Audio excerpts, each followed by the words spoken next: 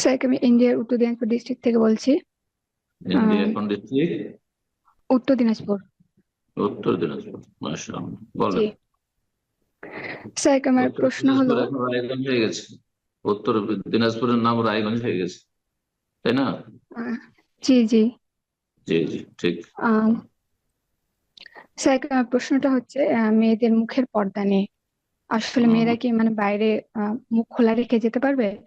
বিষ্ণু ইসা ইসলাম এটা রুকসাতে দিয়েছেন, কেউ যদি চেহারা খোলা রাখে এটাও পর্দা হবে।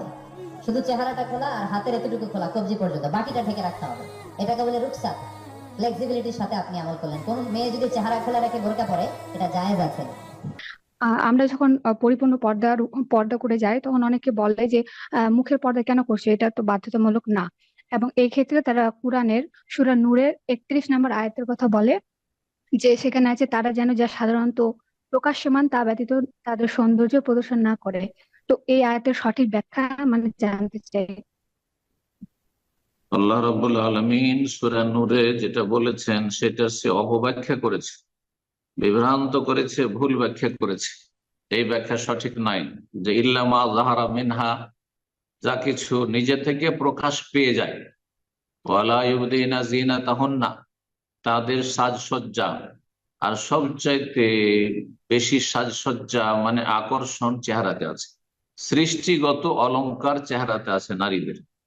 আর কৃত্রিম, হ্যাঁ, মানুষের তৈরি করা অলংকার হচ্ছে হাতের চুড়ি, গলার মালা, অথবা অন্যান্য অলংকার, এগুলি। তো আল্লাহ বলছেন ওয়ালা ইউবদিনা যিনাতাহুন্না, নারীরা যেন তাদের জিনত প্রকাশ না করে, ইল্লা মা যাহারা মিনহা, তবে যেটা নিজে থেকে প্রকাশ পেয়ে যায়। শাব্দিক অর্থ ফিল লাজিম। আমি শাব্দিক অর্থ এই জন্য করলাম, যারা আরবি গ্রামার প্রাথমিক স্তরে বুঝেন আশা করি আমার কথাটা বুঝবেন। আর এর ব্যাখ্যা হচ্ছে যে মা যাহারা মিনহা, নিজে থেকে প্রকাশ পায়, সেটা চেহারা নয়। চেহারা কখনো নিজে থেকে প্রকাশ পায় না, বরং চেহারা খুলতে হয়। মহিলা যদি চেহারা না খুলে নিজে থেকে প্রকাশ পাবে না। তাহলে এই আয়াতের তফসির কি সঠিক তফসির, খাঁটি তফসির যার উপর আমল করবেন, সেটা হচ্ছে অনিচ্ছাকৃত যেটা খুলে যায়। রাস্তায় চলছেন, হঠাৎ করে চেহারা অপর থেকে একটা ঝড়ো হাওয়া বাতাস আসলো আর নেকাব উড়ে গেল, খুলে গেল। অথবা আহ আপনার বোরখা একটু বাতাসে উঠে গেল, অথবা হোঁচট খেয়ে পড়ে গেলেন আর তারপর একটু কাপড় উঠে গেল। এটা হচ্ছে নিজে থেকে যেটা প্রকাশ পেয়ে যায়, নিজে থেকে যেটা প্রকাশ পেয়ে যায়। আর একটি নিজে থেকে প্রকাশ পেয়ে যায় যে ওপরের কাপড়, যতই কাপড় দিয়ে ঢাকেন না কেন, ওপরের কাপড়টা সবাই দেখতে পাবে আর বুঝবে এটা মহিলাই যাচ্ছে। তো এই যে বোরখার কাপড়, সেটা কালো হইলে উত্তম, কিন্তু অন্য রঙও যদি থাকে, বেশি আকর্ষণ না থাকে, তো ওপরের কাপড়টা তো সবাই দেখতে পাবে। ঢিলা ঢালা যে কাপড়টা উপরে একজন মহিলা পরে আছে, সেটা হচ্ছে মা জাহারা মিনহা, যেটা নিজে থেকে প্রকাশ পেয়ে যায়। চেহারা মোটেই সেটা নয়, বরং চেহারাতে সবচেয়ে বেশি আকর্ষণ আছে।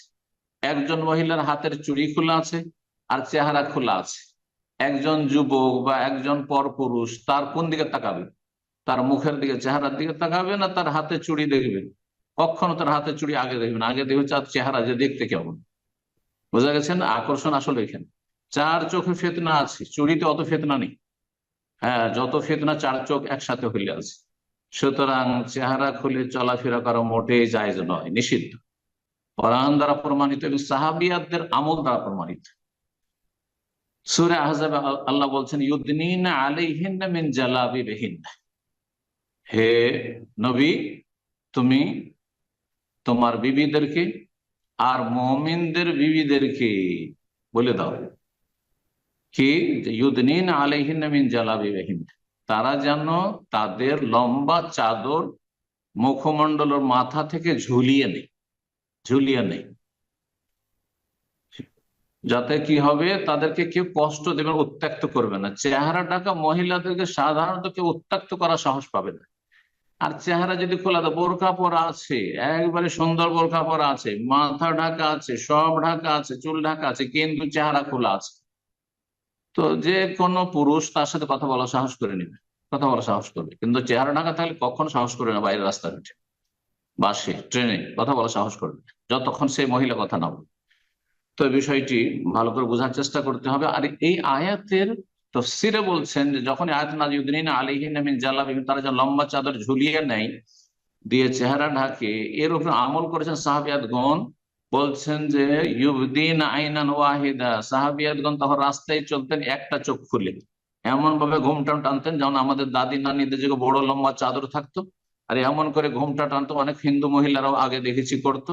আর কাঁথিয়ে চলতো, একটা চোখ খোলা থাকে, একটা চোখ খুলে তারা চলাফেরা করতো। তখনকার কাপড় ছিল মোটা কাপড়, এত পাতলা ছিল না যে সামনে নেকাব লাগাবে দেখবে, এত ব্যবস্থাও ছিল না। সুতরাং একটি চোখ খুলে সাহাবিয়াতগণ চলতেন। যদি চেহারা খোলা জায়েজ হতো বা শরীয়তের বিধান হতো, তাহলে সাহাবিয়াতগণ কেন এভাবে চললেন?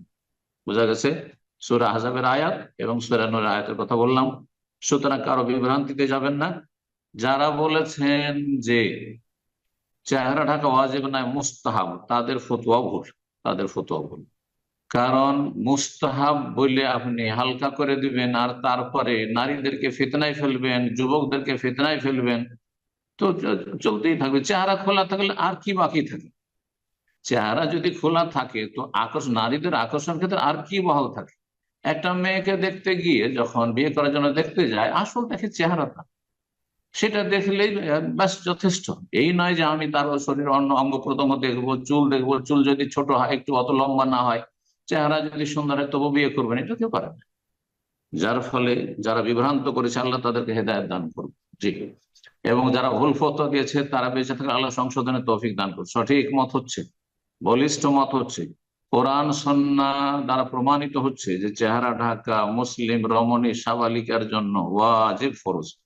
হেজাব আল্লাহ ফরজ করেছেন, এর নাম হচ্ছে হেজাব। জি, বারাকাল্লাহ ফিক।